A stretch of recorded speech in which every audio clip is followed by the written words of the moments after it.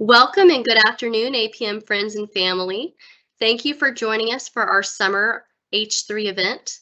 As many of you know, this is an event we bring a couple times a year, give an opportunity for you to hear from our senior leadership on the direction of our business, how we're performing, as well as an opportunity for your questions to get answered. We have been taking questions for the last couple of days, so thank you in advance to those who went into the Slido that we had published and put some good, thoughtful questions in. As for the agenda today, we're going to spend the first 30 minutes hearing a business update from our chief leaders, and then we'll move into a 30-minute Q&A segment. We've got about 6 questions that were preloaded from the Slido, but we will be taking live questions through the Teams. So when we get to that portion of the event, I will prompt everybody with where to find that questions section in the Teams event, and we'll encourage you to begin asking your questions. We are going to have this event recorded today, so anyone who was not able to join, or maybe they're still out on a job, we will get the event recorded and we'll have it published on our social feeds next Monday the 7th, so you can look for that recording coming early next week. All right. Without further ado, I'm going to pass it over to Jake Locklear and allow him to kick us off. So take it away, Jake. Thank you, Katie, and I welcome everyone to this event. It is very important that we get an opportunity to hear from you, your questions, as well as you get to hear from us from our perspective on the state of the business. I do want to echo what Katie said about the questions. We want this to be an open and transparent conversation. So we do encourage questions. I would specifically encourage you to put your name with the question. It helps us in getting additional feedback afterwards on more of what may be expressed. And it's the transparent culture we want to have within the organization. So please feel free to raise your hand, to ask a question, and to do so with your name so that we can make sure we answer the question to the best that we can. I want to start off with simply saying thank you. If you read in the last email blog that I sent to the organization, this has been a continuously challenging spring outage season, and it has brought a tremendous amount of volume. If you got the opportunity to read that, you'll see that for a 12-week stretch, we have had over 2,500 craft, 140,000 hours, 200 jobs on average. And that's an average of 56 hours a week for our craft. And that high volume creates a lot of stretch on the organization in the field, as well as in the backroom support. And Dan and Julie are going to talk more about that performance and the volume and what we've seen in the spring outage season. I simply wanted to reiterate that it has been, yes, it's been challenging and it has been a lot. Overall, we have delivered very well. And we have fulfilled in a lot of places where GE and our customers needed us to be. And for that, I am very thankful. And I thank you for the good work this spring outage season in a very challenging, a continuously challenging environment. And it's not over. As of last week, we still had around 2,000 craft on the payroll working 100,000 plus hours on lots and lots of jobs. It's a lot. And it's been long. And if you read the blog, you saw some of the things that I was thinking to myself around what can we learn from the outage season? How do we recover and refresh? And then we have our own opportunities to step back and reflect and be with family and friends. And, I constantly getting updates from Missy on what summer camps the kids are going to, and still trying to figure out, are we even taking a vacation this summer, or are we just going to go to 3 or 4 Astros games? That is, and I know that conversation's happening in a lot of homes. and in this business. And so I want to say thank you. And I want to say at the outset that I am very much focused, and this team is focused on how we refresh and recover for the fall. With that in mind, I want to tee up some of the things you're going to hear today around some of the visionary, what we call Hoshin or breakthrough statements that we started off the year with. We have 4 primary statements that we were focused on from a vision, from a long-term vision perspective. One was around accountability and increasing our accountability culture. And you're going to hear from Bruce and from Katie and from Colin around some actions we're taking with surveys, with the implementation of just culture, around even a continuous improvement workflow that to solicit your ideas, all around improving our accountability culture and how we work to standards. From a safety perspective, can we get a sustainable recordable injury rate at around a 0.5, which is roughly 10 recordables per 4 million man hours? Can we get there? How do we get there? On the experience that our customers have with us, and can we improve that experience by 17 points over a 3-year period to get above 90% every one of our jobs from a safety, a quality, and a compete standpoint, being at a 90% plus performance rating?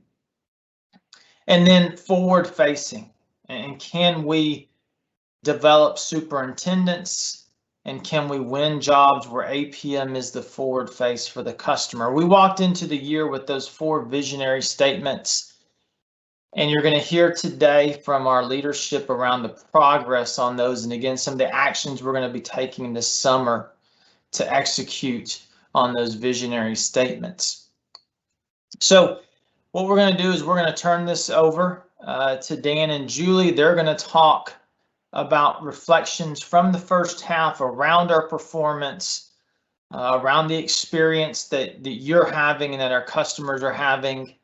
And then Colin, Katie, you're going to talk about just culture. Bruce is going to introduce us to the employee experience and accountability survey, and then we're going to take your questions. So with that, Dan, I will turn it over to you to talk about the first half and our focus this summer. Thanks, Jake. Actually, Julie, I think you were going to give us some numbers in review, and then I was going to kick in after that. Does that still work for you? That still works for me, so I'll pick it up from here. Perfect. So just to echo what Jake said, I also want to say thank you for all of your hard work this first half and really demonstrating our culture day in and day out. So I'm going to share an observation around our Criticalx's, but I'm going to start with some of those volume stats. So our people count, our employees, 4,987. Out of that, new hire count is 1,286. It's a lot of new hires, and that's really just due to how outages have been scheduled and our resource demand. Our project or our job count is sitting at 821, and as Jake said, many are still executing today. And we've contributed to 293 locals, okay? So in superintendents specifically, you have pushed out over 5,000 craft surveys. Now we've received 878 of those back, and we're going to push some feedback around those surveys in the summer. But again, I'll just encourage you to continue to push those surveys out, because that's how we understand what the employee experience is, okay? So with those numbers, you can see we've had some incredible volume, and it's really been this all hands on deck kind of year so far. So if I look at the observations around our Criticalx's, you remember these are the things that the team have said drive really good outage outcomes. They include like our pre-jobs, our post-jobs, our hazard hunts, our stop work events. And when I look at our accountability to holding to those behaviors, the data really looks positive. We continue to struggle a bit with our JCE capture, which we're going to address during the summer. And with that, we had around 73 jobs that still had some kind of a defect around safety or quality. So I do encourage you to just continue to hold to the commitments to drive our culture. And with that, I will turn it over to Dan to talk about some summer events coming up. Thank you, Julie. Hey, real quick, from an operations perspective to the folks out there, it's been an awfully trying year and a half. It's been a trying year and a half personally for all of us. It certainly has been professionally. 2021, I think many of us thought COVID and all of that would really slack off. We frankly got surprised, and we got hit probably harder this year with COVID and the onset of the outage season than even in 2020. A lot of dynamics out there, a lot of stress, we put a lot of angst into everybody out there in the field. So for me personally, and I know I speak for John and Nick, our directors, we really not only appreciate it, but we spend a lot of time really looking at what, not so much what we're expecting, what we're doing to you, what's the reality of what's going on out there. And we're really looking at doing some things this summer to address that. You know, our primary focus from an operations perspective is everything that we're doing, everything that we're touching, everything that we're trying to put in place has to have the simple focus of making our field teams better, making you either better, stronger, quicker, safer, higher degree of quality. And I think when we keep that in the back of our mind, there's a lot of pushes and a lot of pulls when you start to balance the three-legged stool of APM, Field Corps, and GE. Jake gets in and pulled into a lot of directions. You know, my job is to try to keep us focused on is all of this permeating toward building a stronger field team for APM. So just a little bit of the highlights of some things we're in the middle of. John, myself, and Nick flew to Washington, D.C. in May, and we met with the international representatives from United Brotherhood of Carpenters, you know, parentheses, the millwrights. And we did that with some specifics of some observations that we had of things that weren't going as well as they needed to. And I'm happy to say that they actually came to the table with some things from their perspective that they viewed that APM wasn't doing perhaps as well as we could. So we ended up with a very productive day, a very candid, very frank day.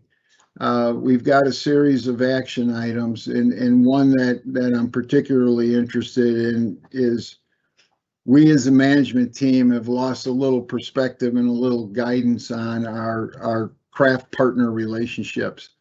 I know John and Nick are going to be reaching out to the operations teams to really put a plan in place of how we reestablish those relationships, how we get back to where it's really a true partnership and we're working together.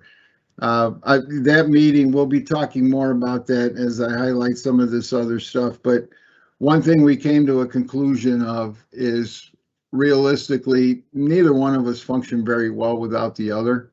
We can both damage one another, but at the end of the day, all we do is we hurt each other, and we're, like it or not, we are in marriage, we are lumped together. We're either going to win these battles together or we're going to lose them together. So more to follow on that. You know, one thing that we're also doing, and John and Nick are spending quite a bit of time with some of the division managers, is we're really looking at the GE relationships. We've got opportunities to do some out-of-the-box things with the newly structured steam business. We've got some different things that we're looking at doing with the gas business. So a lot of our focus has been get the relationships in place so we understand our customer better. Frankly, they understand us better. And that gives us the feedback we need to push back into the field so that we're building and strengthening our teams. This summer, we're bringing the operations group together, and the management team, and really the focus from my perspective and the agenda is really driven around operational items, operational, I don't even want to call them misses, opportunities that we can come together. And the word that really rings for me is, what can we standardize? What can we do to standardize things so that our field superintendents are spending a lot less time in a turbine trailer typing on a keyboard, and most of you guys probably type like I do. It's not a pleasant thing to do, see, or watch. But get you back on the deck with your team doing what you really signed up to do, which was to manage and run a field execution team for us. Same thing with the operations leaders. We want you guys we want to standardize. We want to come up with the 3 or 5 things that we're calling event management or standard work. We do it the same way. I want to free you folks up so that you're building those relationships. You are going to a golf outing with a millwright business manager or business agent, and you're talking about APM, and you're talking about the millwrights, and you're talking about where everything is going. The more we standardize, it's not, and trust me, it's not to give you more work to do. In reality, it's to free you up to do some of the things that are important to the business that you need to be doing. So, stay tuned. Our management meeting is, a week of June 21.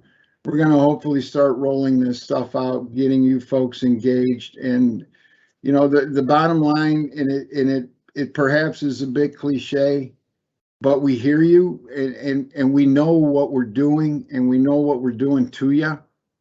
And a lot with Julie's team, even with Colin in compliance, we're looking to kind of put this, I don't want to use the word back because there is no back anymore.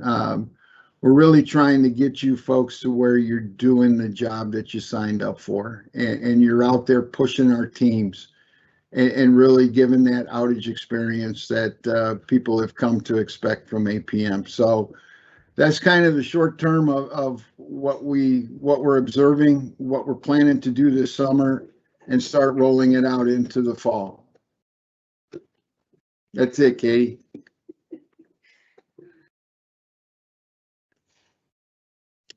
All right. I think we're going to pass it over to Colin to introduce Just Culture. Good afternoon. So I'm going to spend just a few minutes talking to the group about Just Culture. That's something that the organization's been looking at for many months now. And Just Culture is a concept related to systems thinking, and it emphasizes that mistakes are generally a product of faulty organizational systems, cultures within the organization, rather than being solely brought about by the person or persons who are directly involved in an event. In a Just Culture, after an incident, the question that's asked is, what went wrong? And that's compared to the traditional thinking about who caused the problem or who's to blame. And so Just Culture is really a change in a line of thinking, and it permeates the organization. It touches primarily things like the discipline process, but it's rooted in at a much deeper level.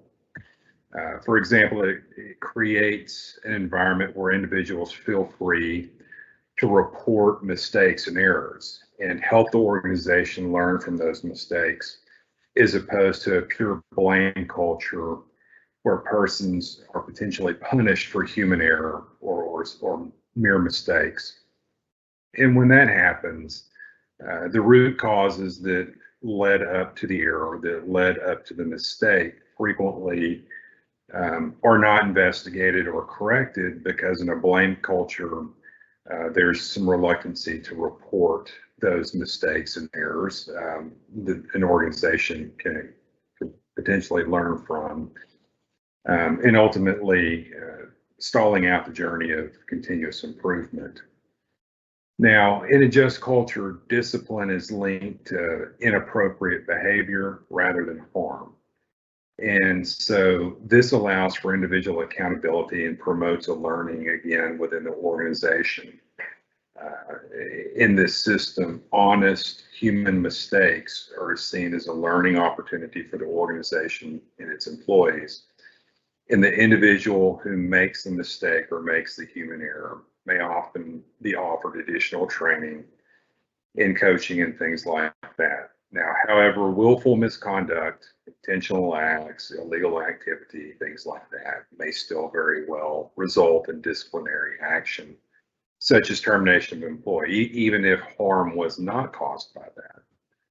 So that is the concept of just culture. That's an overview of what it is we're looking at. And I'm going to turn it back over to Katie to talk about how we would implement just culture and really what the next steps are.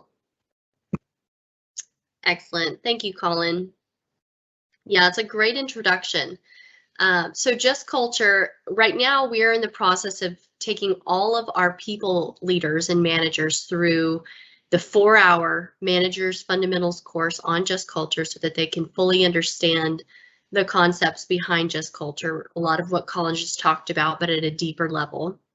So that's step one that we're trying to get through now is just getting all of our people leaders through the 4-hour online just culture training. We've got about half of our people leaders through it. We've still got a few more that we're taking through a second wave of training.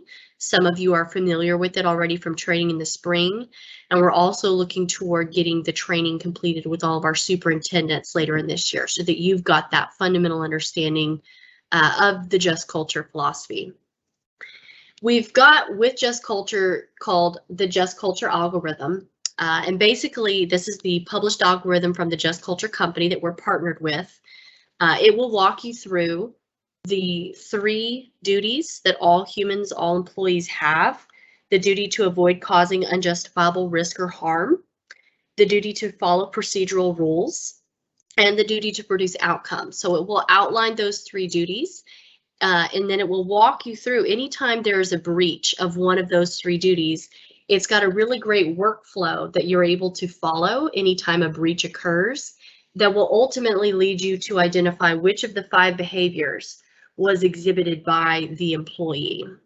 And from there, you can determine what the right next steps are, whether it's acceptance that there purely was just human mistake, human error, whether there's a coaching opportunity, whether there was a system failure that requires a deep dive into the system or the procedure where improvement is required in order to mitigate the breach from happening again in the future, or if in fact some kind of a disciplinary action would be appropriate. So what we're working through right now is we're taking all of the algorithm concepts from Just Culture, and we are developing an APM standard operating procedure so that we can institutionalize this within our APM business. We're expecting that will get rolled out later this summer. Our goal is next month. So July. Look forward to that in July. We're hoping to get the standard operating procedure completed and approved, rolled out to all of our operations leadership, get everybody on the same page, and then be able to publish that out to the broader organization. So look for that coming in July. And then, like I said, the other big thing is just getting all of our people leaders through that fundamental training course so that in addition to the SOP, you've got a true deep understanding of the Just Culture fundamentals. And then finally, in the fall, looking for additional ways that we can message Just Culture as we start to make the transition and adopting it, and then supporting you all as you work through the use of the algorithm. I think, in some cases it will be a change or, a learning process for us as we look at events through the eyes of the Just Culture philosophy and algorithm.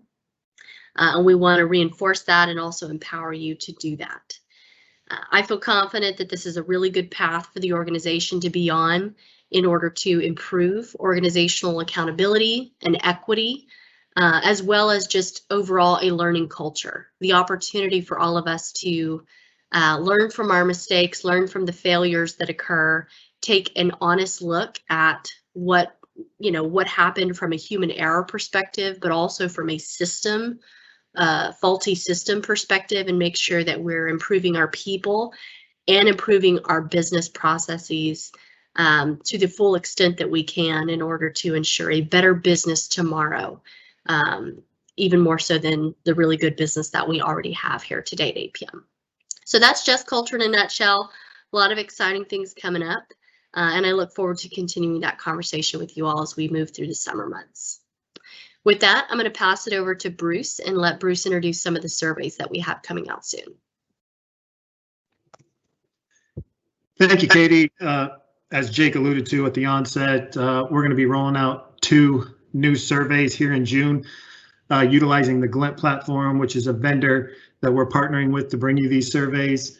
The goal today is just for me to make you aware and to be on the lookout and to let you know that your participation in these surveys is vital in letting leadership and management know how the business is doing from your individual perspectives.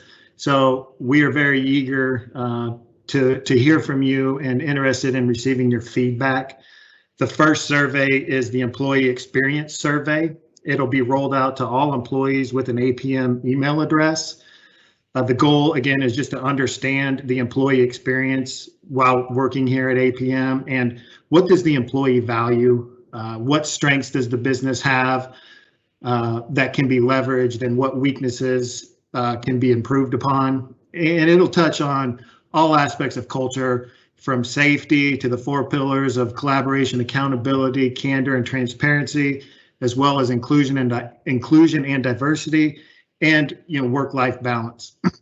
So that survey actually launches later today, and it will run for 2 weeks.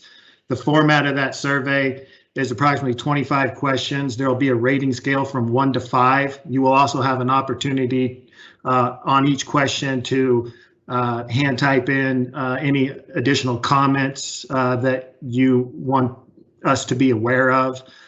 Again, the survey takes approximately 5 minutes to complete, and it will be available either on your desktop or on your mobile device. The second survey is an accountability survey, which, again, as Jake mentioned, at the onset, is related to one of our 4 Hoshin breakthroughs that our teams have been working on for the past several months.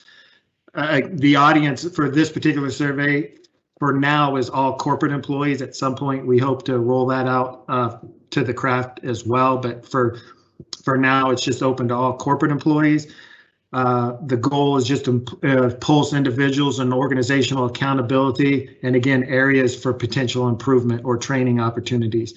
That survey is going to launch Friday, June 18th, and it's going to run for about 4 weeks. The length and the format of this particular survey is going to be in more of a 360 review type format. So each individual person will have a combination of pre-selected and self-selected raters. It'll be about 14 questions, and again, on a scale of 1 to 5. And it's just an opportunity to review personal and team results on accountability. So again, we encourage your participation. Be on the lookout for these surveys. We look forward to your valuable insights that we can use to make our business better and our culture better. Thank you, Katie. Thanks so much, Bruce. I'm going to pass it back to Dan just real quick to do one last recap, and then we'll move into Q&A, and I'll give some instructions on that. Thank you, Katie. As a clarification, before I get cards and letters, we are planning in July to go to Annapolis, Maryland, and sit down with our partners from the United Association with the Pipe Fitters. We have a welding group that is expanding and growing. They're a big part of that. I didn't want anybody to think that we were only accounting for the millwrights. Lori Lobby is building us 2 wonderful forward-facing boiler businesses, one in Canada, one here in the United States. My challenge to Lori will be, crack that door open for us, and we'll be charging through that door to work with the Boilermakers on some of our move forward plans. So I didn't want anybody to think we're only focused on one part of our craft labor partners. We're going to be hitting them all. So you can put your pens down and stop writing that letter to me. Thanks, Katie. Absolutely. Thank you, Dan. All right, it is time for us to move into our Q&A portion. As I mentioned earlier, we did take some questions via the Slido that we published out earlier this week. We're going to move through those as quickly as we can. We welcome those who are joined on the Teams event to go ahead and begin submitting your questions. Just quickly to show you how to do that, if you're joined over your Teams application, there should be a questions section, much like any other Teams meeting. If you're joined over a mobile device, which some of you may be if you joined from the social platform, there's this little questions button up at the top right-hand corner. You'll just click on that, and then it will prompt you with an area where you can type in your question. Just hit add my question down at the bottom. So feel free to start submitting those. Like I said, we're going to move through the ones that we took in advance as quickly as we can, and then we'll start getting into the live questions. And I see a couple of people already submitting now. So thank y'all for your engagement on that. All right, without any more delay, let's jump in. Question 1. Bruce, I'm going to pass this one over to you. It says, how is APM doing financially? Is APM meeting GE's financial expectations? Yeah.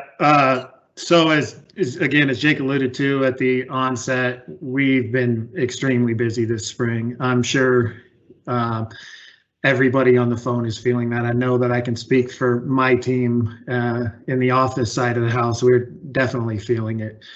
2021 plan was very busy, very aggressive.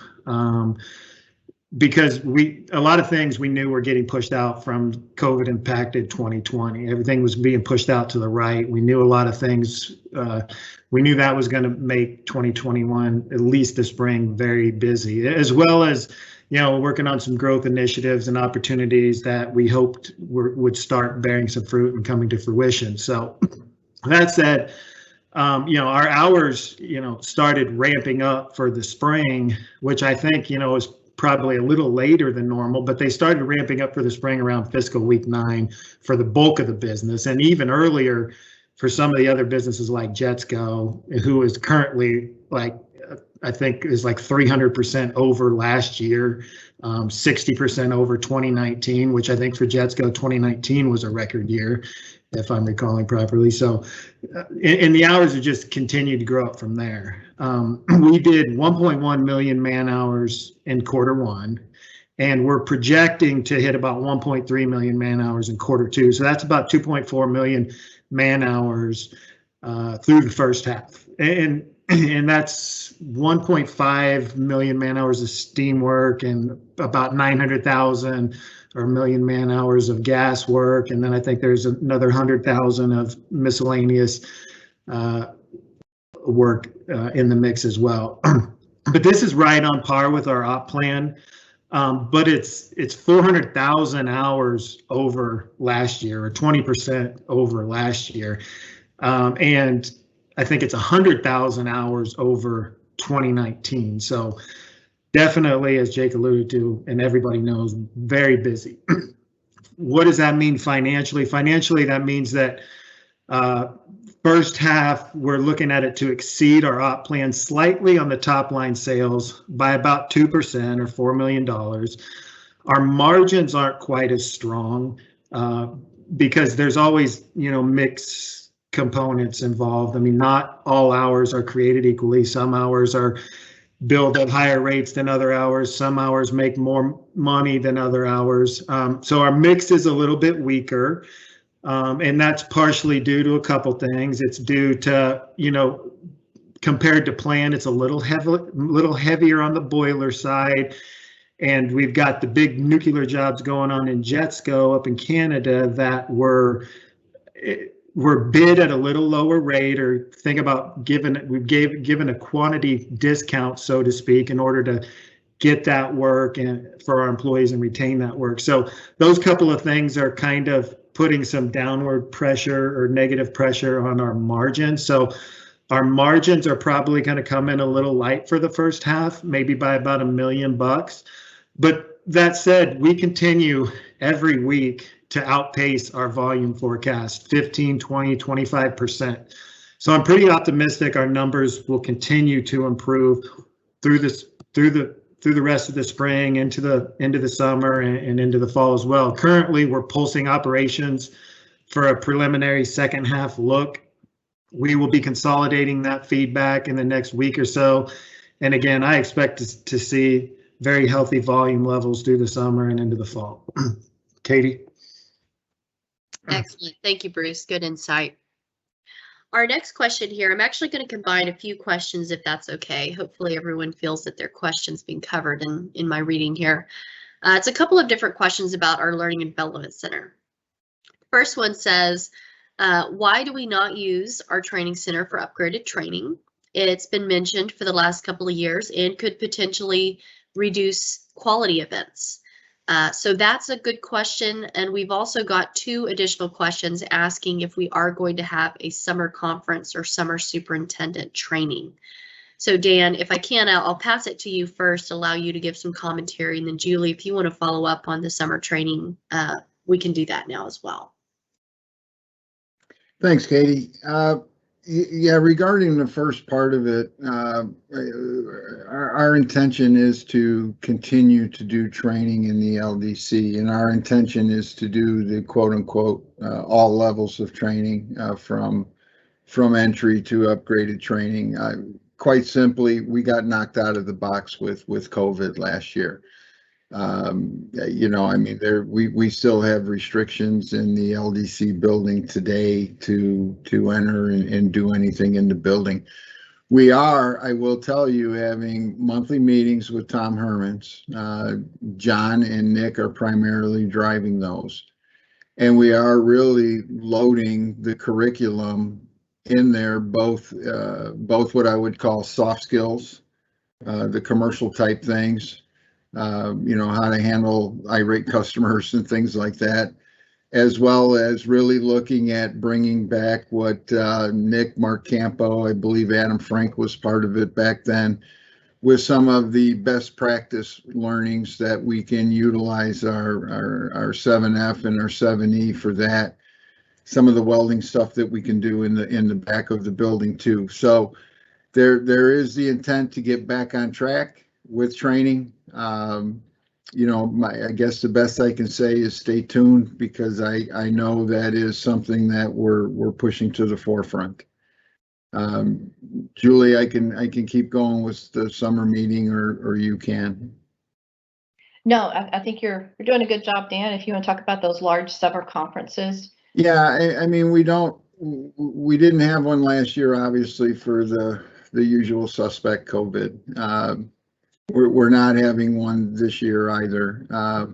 I think, look, and just to give you a really as frank an answer as I can, a lot of the industry in the world has kind of moved away from the large gatherings and group, and honestly, from talking to our people, I'm not sure, outside of the social aspect, I'm not sure we were delivering and getting the takeaways that we wanted. What we really want to do is start replacing that large scale, big expensive meeting with a lot of more specific, smaller meetings.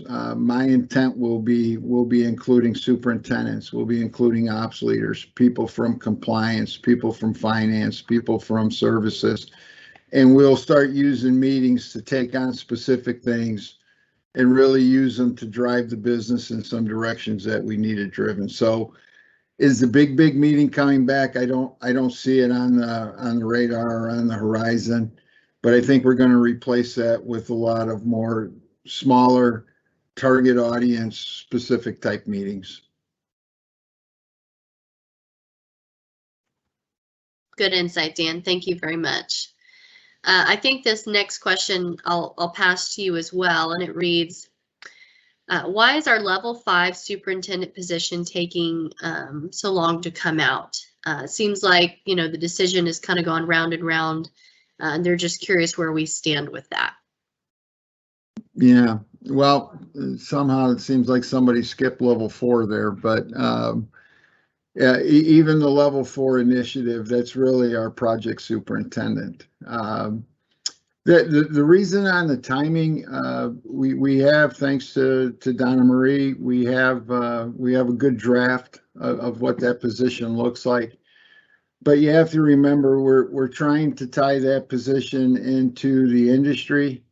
We're also trying to tie it into our customers. I don't want to create a position that frankly I can't sell, or that doesn't fit what our customer being predominantly, steam and gas, maybe even with Lori with boiler moving forward, and possibly even welding. We're working very hard with GE Steam. They've gone through a lot of evolutions, a lot of changes. We're working with the gas business on their no FE initiatives. So before we finalize and really put a bow on that job and that job position and all the requirements and the training associated with it, we really have to take the necessary time to make sure it fits the model. And frankly, that it fits what our customers are looking for and what they want to buy. So I know it's been a while, but it's not from lack of effort. It's just trying to get things to line up the right way. Thank you, Dan. By the way, that was my misread. They've got level 4 here. I needed to put my glasses back on. So really, it's my oversight there.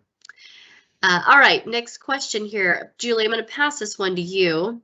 Says, is there a scoreboard being published that shows our overall success as a business in real time, or that gets updated regularly? All right, Katie, I'm going to grab the screen real quick because I am going to show a couple of dashboards that I would consider our scoreboard. So we do have the Kpi Scoreboard, and as you can see, that's just going to refresh on me here. It does have like our I&I rate and our PSEs, our cost of poor quality. It's also got, our bowler tab.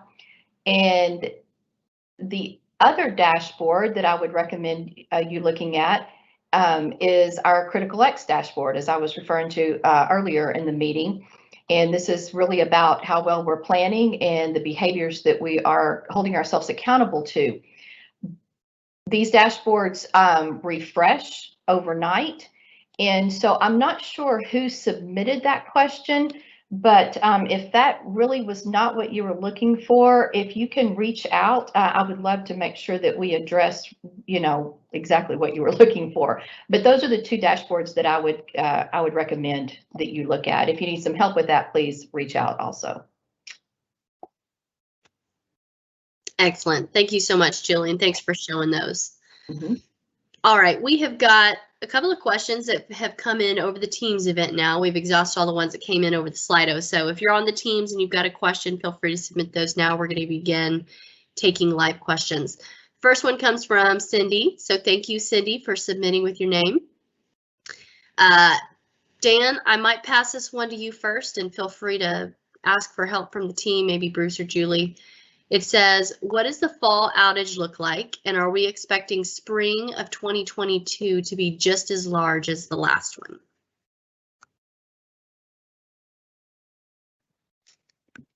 Thanks. Well, let's start with fall of 2022. I know Bruce and Patsy, I just saw, are right in the throes of really working with the operations team to see what the fall is going to look like. I look off the top of my head, I don't think it's going to be quite to the magnitude of the spring. But I don't want to speculate until our team members really start, whether it's LAT meetings, the few that still do them, but really reaching out to their customer counterparts and really starting to get a feel for where they are. I think it will be a good fall.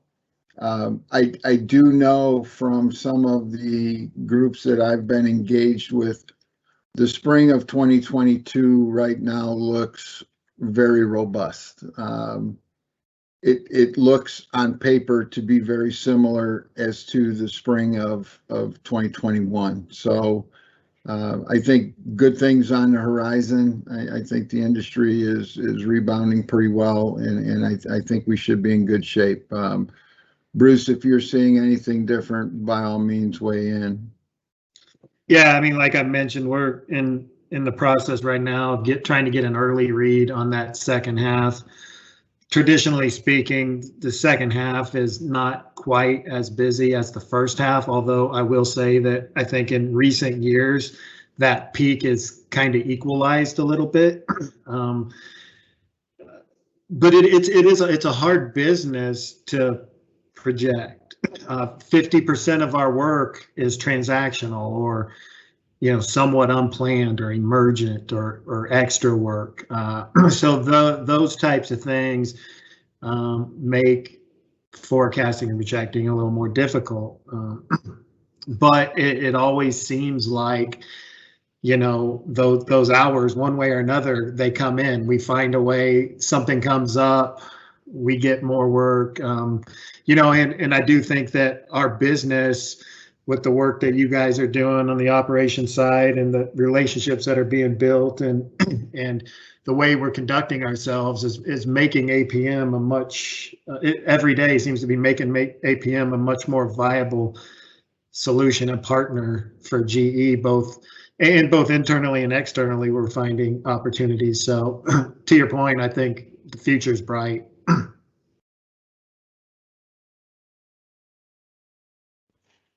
Very good. Thank you, Dan. Thank you, Bruce. All right, our next question in the teams reads, what is the minimum requirement for a craftsperson to work for APM? Some examples they've included include member in good standing, OSHA 10, and does this apply to all trades? Dan, I'll start with you on this question. Yeah, well, yes, there are requirements, and they're all right now, and I'll be careful how I preface this. I mean, right now with our millwright career path, those are all kind of called out in there as to what constitutes a millwright journeyman for APM, what constitutes a certified mechanic, what constitutes a subject matter expert. So whoever did ask the question, please get a hold of frankly any of the management team up to and including myself, and we'll get you a copy of that. I don't want her to come through the phone, but we are in the process of looking at the career path for the pipe fitters, predominantly the welders. And I know we've started one, and we're in the process of doing the same thing for the boiler business. So, and that's really, the intent is, and I want people to be mindful of this. We want that young craftsperson. Whether it's COVID or just these generations, there's probably less kids going to college. There's politics that are now involved in whether you send your kid to college or not. The building trades is a wonderful place and a great career. It's been a great career for some of our management people. We want to take that young person and we want to give them a look at what they can be. So those career paths are vital. We want those out there. We want those on job sites. We want young millwrights, young pipe fitters, young boilermakers to be able to look and see that, wow, if I stick with this, I can really progress with some of these companies, and I can really progress with APM. So there is criteria. The millwrights is pretty well set. We've got a few things we need to tweak with the project superintendent. But the pipe fitter one and the boilermaker ones are somewhere in the queue also. Thank you, Dan. All right, our next question in the queue here. I'll read, let's see, the pandemic has accelerated inflation over the past 18 months. When can we expect information on COLAs, and has the business discussed re-benchmarking the company to align with industry standards? Colin, I may pass this one to you, or Jake, you may want to pipe in on this one as well.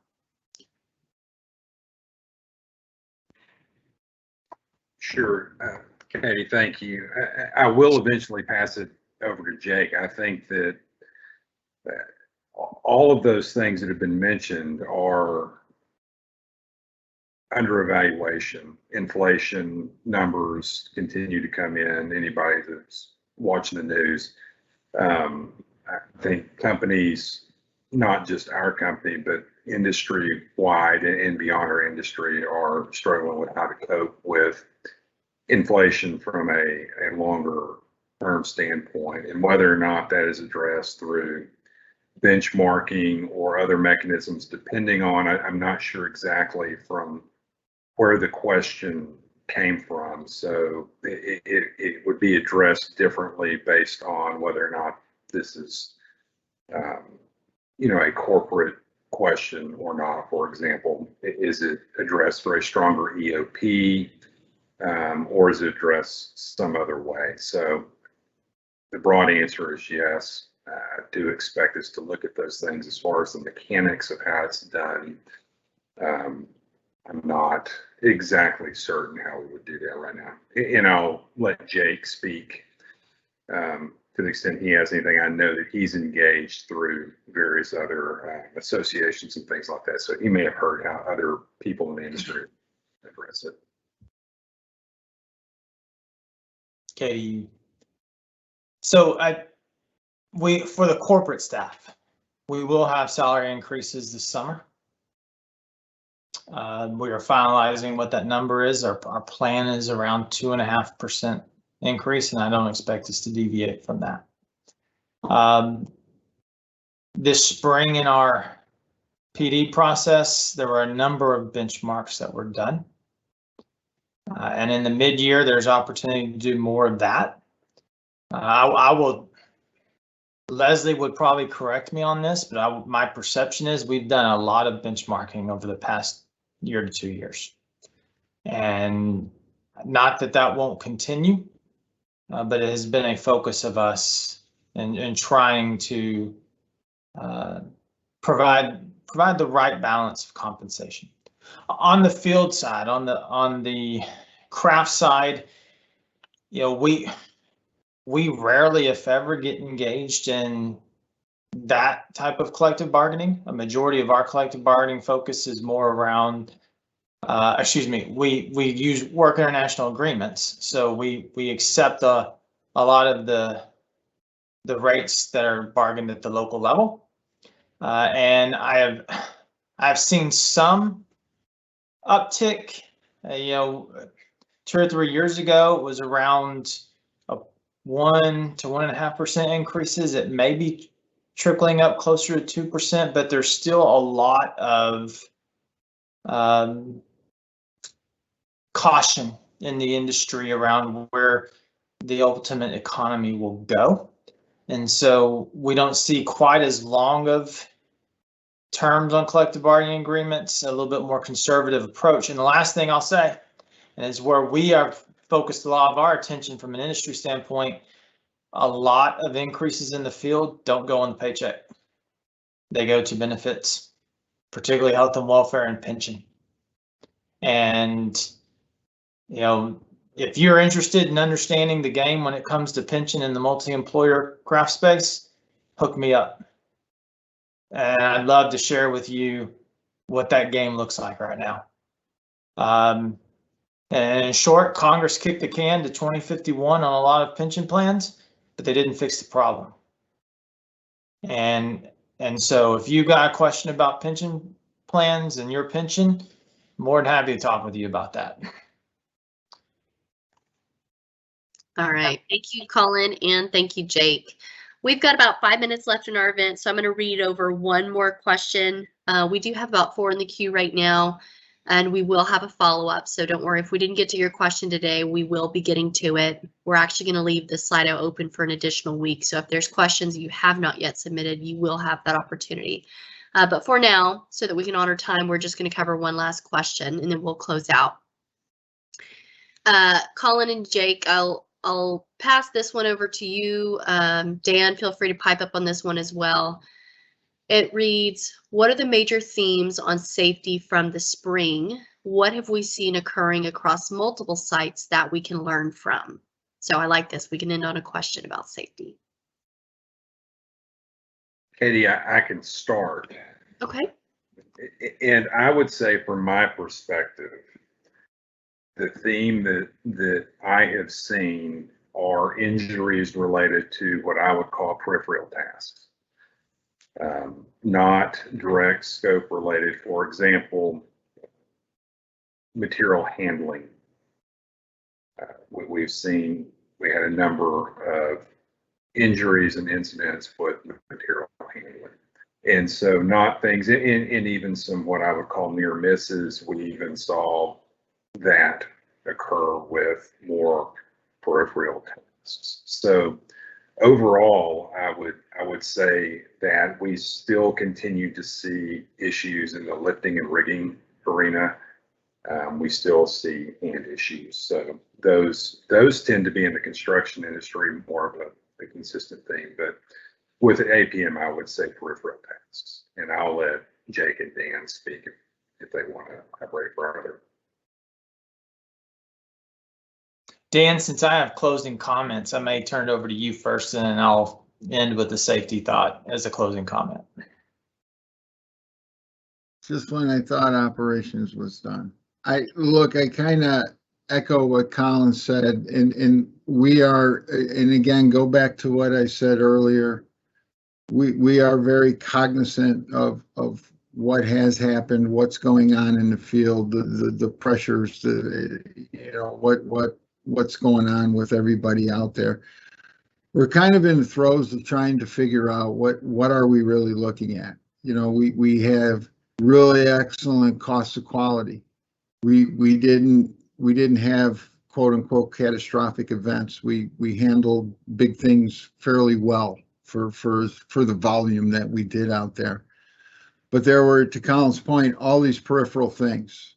A finger in the wrong place here, a mental lapse there, a cart that's not loaded properly. So when we look at that and we try to look at trends and we try to look at patterns and we try to decide how do we attack this, what's the training, what do we put into this, it becomes kind of a long process. I know Jake has a great number of us engaged in a PSR over safety and performance in one specific geographical area. And really what we're looking for is what's there, what can we get our arms wrapped around, what are the trends, what are the leading indicators that we can get ahead of. So it's a really good question, and it's occupying a lot of our thoughts, a lot of our time as we try to drive towards some of the answers. So Katie, I want to end with one additional thought. Colin and Dan both alluded to those peripheral tasks and tasks where we don't see as much risk, but they end up being the ones that hurt us. And if you recall, I wrote an article about a month and a half ago from a job site visit where there was 100 yards apart, a significant lift of a 7H rotor, and a forklift with 2 millwrights trying to position a smaller piece of equipment. Which one has the bigger risk and that we plan tremendously for versus which one do we see as lesser risk? Well, the one with lesser risk is the one that actually had the greater potential to hurt us. And so our first level B injury, first injury that has had a hospitalization for us in a couple of years this spring, happened with 2 guys pushing a cart of material on a floor in a nuclear facility. Nobody thinks there's risk there. So it's that mental, I will say it's the awareness, it's the focus on every task, which leads to 2 things I want to close with. There's a question here, what are the top business improvements for APM in 2021? Standards, standards, standards. You heard it from Dan, you're gonna hear it from me. Working to a standard, working to a procedure,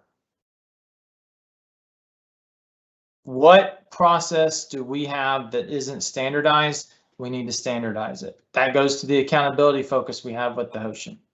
Standardizing processes. I want everybody to do a vast majority of work. We've defined it as 80% plus.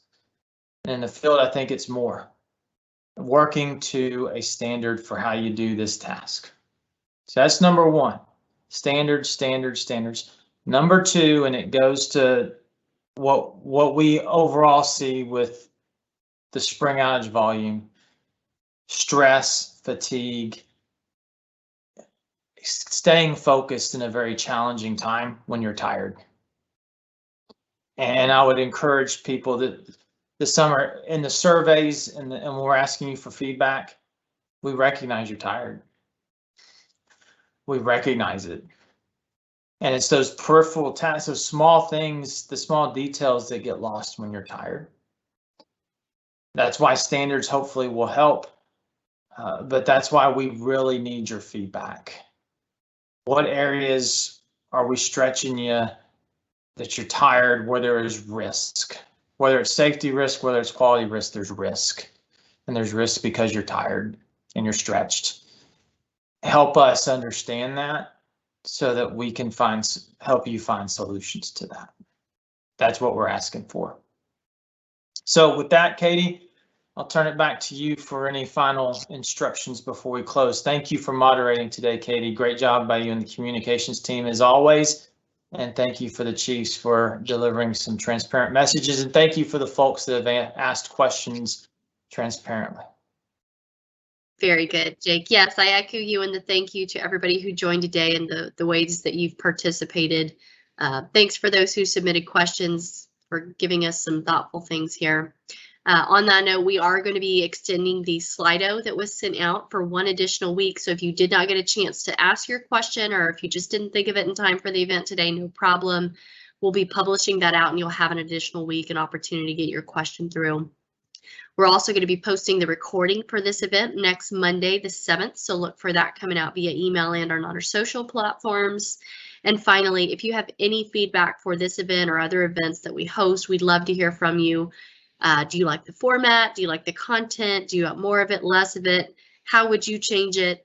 At the end of the day, we really want this to be something that brings valuable information and insight to you. That's why we do this. So if you enjoy it, give us a thumbs up, let us know so that we can continue doing this for everyone. If you have ideas for improvement, certainly we welcome that. We are planning to have another event like this at the end of summer once we get through all of our other summer activities. So look for details on that coming later in August. And with that, we will close out. One final thank you. Stay safe and have a great weekend. Thanks, APM. Thank you.